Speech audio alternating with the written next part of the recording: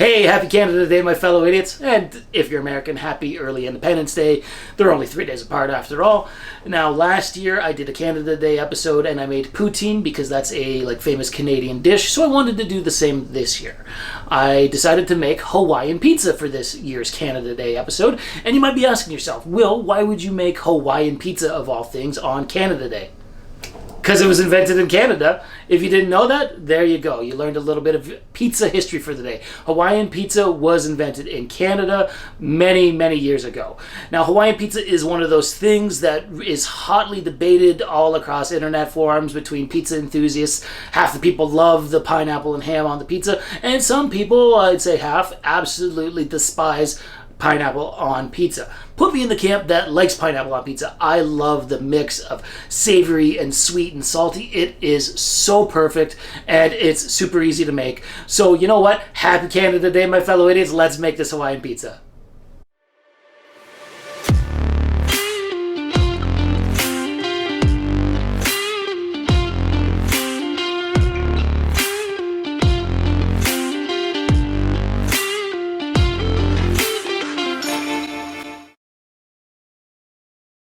Okay, so the first thing we're going to tackle is the pizza dough, and we're going to make it in our food processor to make this nice and easy.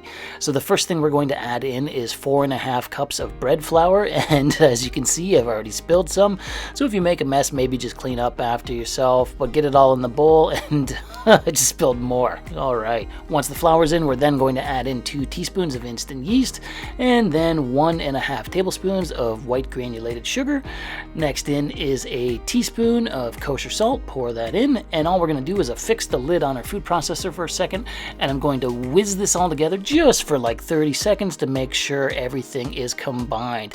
As you can see here, I'm just trying to clean up a little bit because I got flour over everything, and back to the dough. So after you've combined everything for like 30 seconds, take the lid off, and it's time to add in our wet ingredients. Starting off with olive oil, specifically 3 tablespoons of olive oil, so pour that into your food processor. And then last but not least, we're going to add in some warm water, 1 3/4 cup of warm water. I had mine heated to about 110 degrees Fahrenheit, and then just add the lid back onto your food processor and blend the dough together for the next 6 to 7 minutes until you get a nice, smooth, and consistent dough. Look at that, look at that. Now this is going to be a pretty sticky dough, like it's pretty hydrated. As you can see here, it is sticking to the sides of the food processor and it sticks to the blade. So we're going to want to knead this in some flour for a couple minutes. So flour your work surface, and then peel the dough out of your food processor bowl and peel the blade away from the dough as well. Look at that. It's pretty sticky, but that's to be expected, so don't get discouraged. You can work with a sticky dough. And then, like I said earlier, just knead this for the next couple minutes. I would say knead for 3 to 4 minutes. Just reapply some flour here and there. You really want to work the gluten structure on this dough, so you want to knead it fairly well. Like I said, 3 to 4 minutes back and forth in some flour. Now, what you want the dough to do is pass the window pane test. And what that is if you stretch the dough out in your hands, you should be able to stretch it out thin enough that you can see light through the dough. Now, I apologize because it's a dark room, so you can't quite see it on the video, but it did pass the window pane test. That's what you're looking for. That shows that the gluten structure is nice and developed, that the dough didn't rip, and you can pull it thin enough to get light through it. So let me just get my kitchen scale here because we're going to weigh the dough to cut it up. So onto the kitchen scale it goes, and it was 39 ounces, so that's perfect. I can make 3 dough balls here at 13 ounces each. So just cut up your dough, measure them all out, and depending on what the weight of your dough is, you just cut them into 3 even pieces approximately. So there we go. I've got 3 dough balls all weighing in and around 13 ounces, and now it's time to put them in the fridge. So I've got myself a couple of Ziploc bags here, and what we're going to do is cold ferment these. So get out either Tupperware containers or Ziploc bags, throw a little bit of olive oil in, and then throw your dough balls in 1 bag each or 1 Tupperware each. And we're going to stick these in the fridge to cold ferment. These really develop the dough and let it develop one hell of a tasty flavor. You let them cold ferment in the fridge for a minimum of 1 day up to 3 to 4 days. So I'm going to stick these in my fridge, and I'm going to let them cold ferment for 2 to 3 days before we make the pizza. So in the fridge they go. Now it's been 2 days and it's time to make this pizza. So I've got my pizza steel here, and what we're going to do is preheat our oven to 500 degrees Fahrenheit. I'm going to stick my pizza steel in and let it heat up for 40 to 50 minutes before I go ahead and make my pizza. Now I've got 2 of my dough balls here. Look at them, look at them. They smell amazing after cold fermenting for just over 2 days. Now what you'll want to do is leave them out at room temperature for 20-30 minutes first before you work with them. So I'm going to flour my work surface now, and it's time to start making our pizza. So I'm going to take my first dough ball here, slam it down onto my flour work surface, and then I'm just going to make a little circle with my dough, just kneading it with my hands until it's big enough that I can pick it up and stretch the dough out using the knuckle method. So what you want to do is drape the dough over your knuckle and then just pass the dough over both of your knuckles over your hands until the weight of the dough stretches itself out, much like what just happened here. It's nice and simple. Then go get your pizza peel like this one, and you know what, hold on, I gotta set my dough aside here for a moment because we gotta throw either some cornmeal or some semolina flour down onto the pizza peel. This acts as like a kind of like a lubricant for your pizza dough, so it slides off when you're throwing it on your pizza steel. And then go get your dough, drape it over your pizza peel, and it's time to put some sauce on.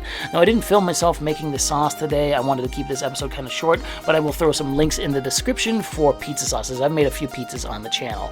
So let's throw some pizza sauce onto the dough here. It's looking amazing already. And then we're going to add on some low moisture mozzarella, a good amount, like not like overloading it, but like a few good handfuls of low moisture mozzarella. There we go, looking great so far. And then it's time to add on our ham, because traditionally a Hawaiian pizza is ham and pineapple. So I'm going to load it up. I'm going to put quite a few pieces of ham on this, and then last but not least, the controversial topping, the pineapple. I am going to put quite a bit on here. Look at that, look at that. This looks gorgeous. All right, so your oven should be preheated to 500 degrees Fahrenheit for the last 30 to 40 minutes, and we're going to stick this in the oven for 12 to 14 minutes until it comes out looking like that. Oh my God, look at how gorgeous that is. Even Rose is excited. Look at how picturesque and beautiful that pizza is.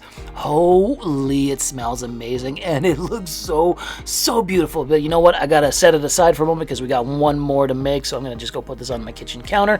And there is the second one. Not quite as picturesque as the first one, but it still smells amazing and it looks pretty good. Like I said, the first one I think looked a little bit better, but let's go in and taste test this. Now I've got my pizza knife here. Meg just bought this for me recently for Father's Day, and I'm excited to use it.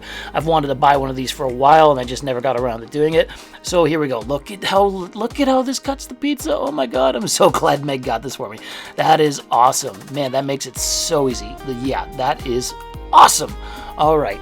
Taste test time. Let's go in here. Now this is still piping hot. I would urge you to let it cool down maybe 5-6 minutes. I just dove right in there and ate it straight out of the oven piping hot, and it was amazing, but holy was it hot. Oh man, it was fantastic. Like I said, Hawaiian pizza, amazing.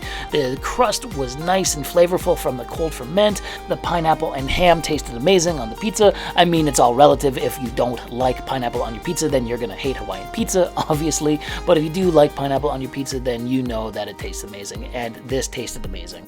So let's call it there, shall we? This was a lot of fun to make today. I really enjoyed making this pizza, and for Canada Day, no less. So if you liked what you saw here today, why don't you drop me a comment, like the video, or even subscribe to the channel. Thanks again for watching Idiot Proof Cooking, and we'll see you again soon. Happy Canada Day, my fellow idiots.